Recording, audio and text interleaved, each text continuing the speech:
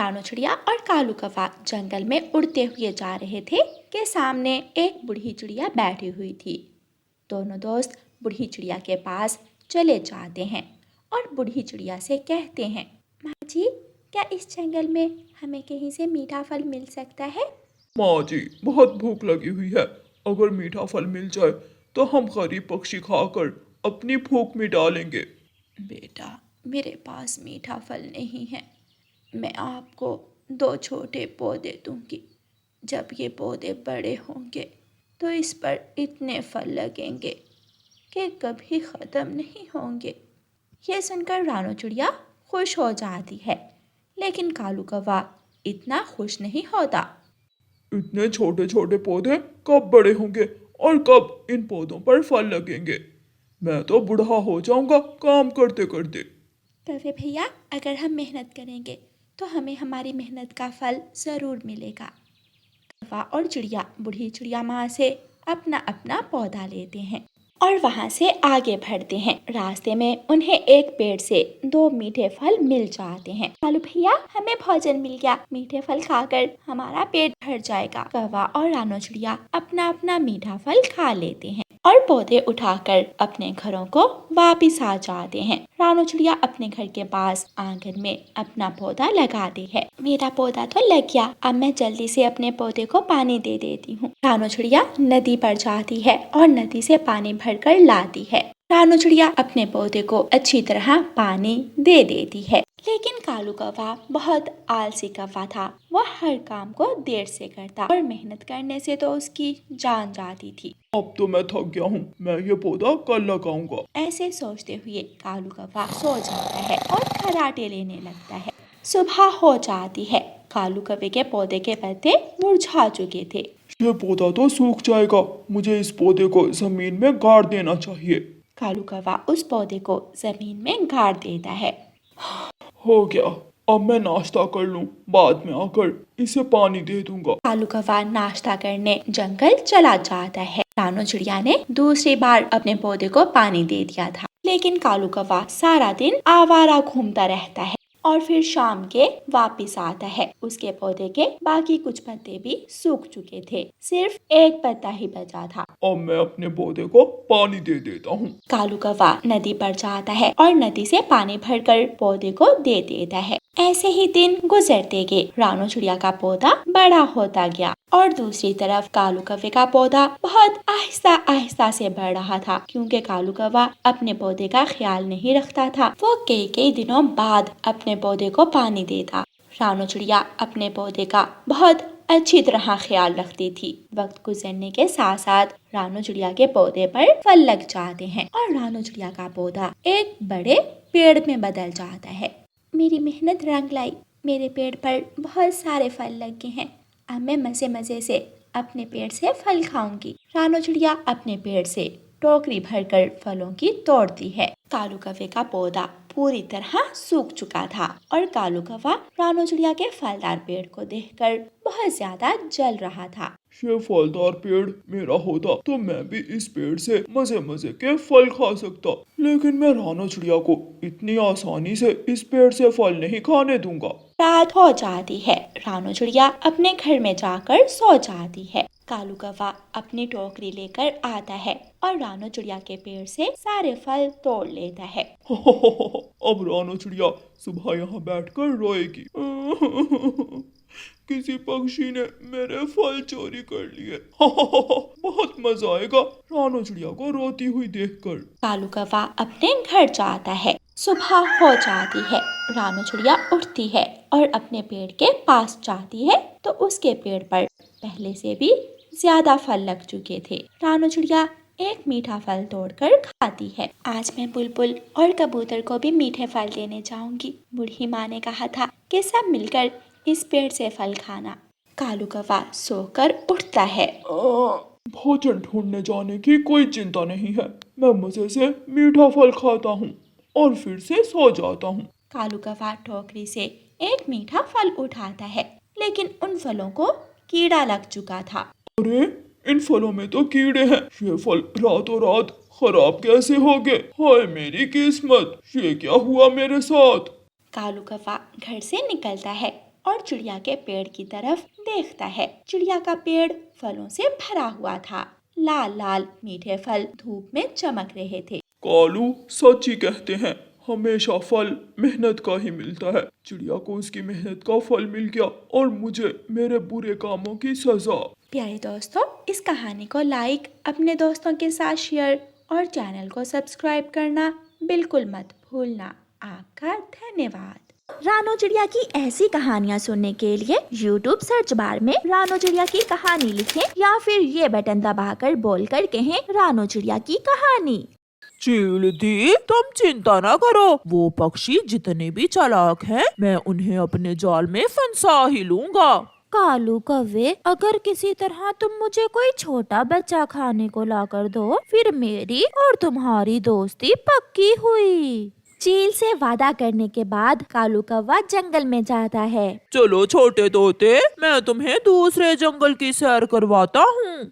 ना, मेरी मम्मा ने मुझे मना किया है कि किसी के साथ नहीं जाना, मैं तो चला। ऐसे कहते हुए छोटा तोता वहाँ से भाग जाता है। बड़े पक्षियों के साथ साथ ये छोटे पक्षी भी बहुत सियाने हो गए हैं। फिर कालू कौवा नदी पर जाता है। वहाँ बैठे हुए चिड़िया और कबूतर के बच्चे से कहता है, छोटे बच्चों, क्या तुम्हें अच्छे से उड़ना आता है? हाँ कौवे अंकल, मैंने बहुत तेज उड़ना सीख लिया है। हाँ अंकल, मुझे भी उड़ना आता है। अच्छा, अगर ऐसा है तो फिर तुम में से कौन मेरे साथ रेस लगाएगा? देखते हैं कौन मुझसे जीतता है। मैं लगाऊंगा आपके साथ रेस। नहीं, मैं लगाऊंगा। अरे, दोनों ही लगा लेना। पहले चिड़िया का बच्चा लगाता है मेरे साथ रेस, देखते हैं ये जीतता है या मैं जीतता हूँ। ठीक है, अभी मालूम हो जाएगा। ऐसे कालू कौवा छोटे बच्चों को अपने जाल में फंसा लेता है। 1, 2, 3। फिर कालू और कुकू दोनों उड़ते हैं। कुकू बहुत तेज उड़ रहा था। कालू तो कुकू को कुछ और आगे लेकर जाना चाहता था, इसलिए वो कुकू से थोड़ा पीछे पीछे ही उड़ रहा था। ऐसे कालू कौवा चिड़िया के बच्चे को वीराने में ले जाता है। मैं जीत गया, मैं कौवे अंकल आपसे जीत गया, आप हार गए। छोटे चिड़िया के बच्चे, तुम जीत कर भी हार गए। फिर कौवा चिड़िया के बच्चे को पकड़ लेता है और उसे लेकर पहाड़ों की तरफ उड़ता है। छोड़ दो, आप मुझे कहाँ लेकर जा रहे हैं? जब काफी देर तक कुकू वापस नहीं आता और ना ही कौवा, तो कीकी भागा भागा कुकू के घर जाता है। आंटी, एक कौवा कुकू को रेस लगाने के बहाने कहीं दूर ले गया और अभी तक कुकू लौट कर नहीं आया। ये सुनकर मम्मा चिड़िया डर जाती है। वो शैतान कौवा मेरे बच्चे को कहाँ ले गया है? मम्मा चिड़िया जल्दी से उड़ती है और कबूतर के पास जाती है और उसे सारी बात बताती है। समय बहुत कम है, अगर देर हो गई तो वो कौवा मेरे बच्चे को नुकसान पहुंचा देगा। हमें पहाड़ों की तरफ जाना होगा। फिर कबूतर और चिड़िया पहाड़ों की तरफ चले जाते हैं। ये चील दी कहाँ चली गई? मैं यहाँ बैठकर चील दी का इंतजार करता हूँ। आज तो मेरे चील दी से पक्के संबंध बन जाएंगे। अगर मेरी मम्मा को मालूम हो गया कि तुमने मुझे पकड़ा है तो मेरी मम्मा आपको बहुत मारेगी। मालूम होगा तो फिर ही ना, मैं अभी तुम्हें रस्सी से बांध दूंगा और फिर मेरी चील दोस्त तुम्हारा शोरबा बनाकर पिएगी। फिर कालू कौवा कुकू को रस्सी से बांधने लगता है, मगर कुकू कालू के हाथ से छूटकर गिरे हुए एक पेड़ की खोखर में घुस जाता है। वो खोखर बहुत छोटी थी। कालू कौवा बहुत कोशिश करता है, मगर वो उस सुराख में घुस नहीं पाता। छोटी चिड़िया के बच्चे, जल्दी से बाहर आ जाओ, नहीं तो तुम यहीं मरोगे। मैं इस खोखर को बाहर से बंद कर दूंगा। तुम धोखेबाज हो, तुम बहुत बुरे हो। चिड़िया और कबूतर दूर से ही कालू कौवे को उस गिरे हुए पेड़ के पास देख लेते हैं। वो वहाँ पहुँच जाते हैं। कौवे, दुष्ट कौवे, मेरा कुकू कहाँ है? मम्मा, मुझे क्या मालूम? कुकू भी अपनी मम्मा की आवाज सुन लेता है। मम्मा, मैं यहाँ हूँ, इस पेड़ की खोखर में। ये सुनकर मम्मा चिड़िया को थोड़ा हौसला मिलता है कि उसका बेटा अभी तक जिंदा है। फिर कबूतर और चिड़िया कालू कौवे को मारना शुरू करते हैं। कुकू बेटा, आप बाहर आ जाओ, आपकी मम्मा आ गई है, अब ये कौवा आपका कुछ नहीं बिगाड़ सकता।